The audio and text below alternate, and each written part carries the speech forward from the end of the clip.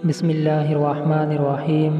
رمضان المبارک میں امت محمدی صلی اللہ علیہ وسلم کے لیے تحفہ۔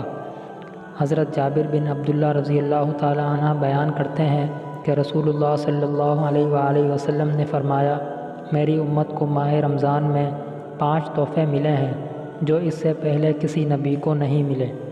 پہلا یہ کہ جب ماہ رمضان کی پہلی رات ہوتی ہے تو اللہ تعالیٰ ان کی طرف نظر التفات فرماتے ہیں، اور جس پر اللہ کی نظر پڑ جائے اسے کبھی عذاب نہیں دے گا۔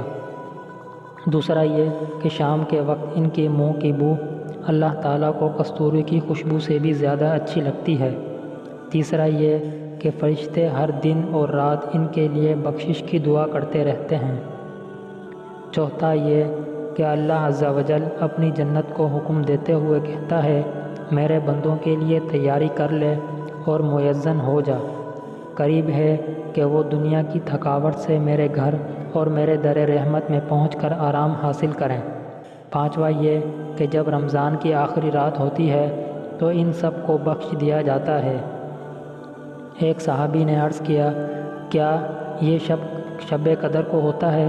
آپ صلی اللہ علیہ وسلم نے فرمایا، نہیں، کیا تم جانتے نہیں ہو کہ جب مزدور کام سے فارغ ہو جاتے ہیں تب انہیں مزدوری دی جاتی ہے۔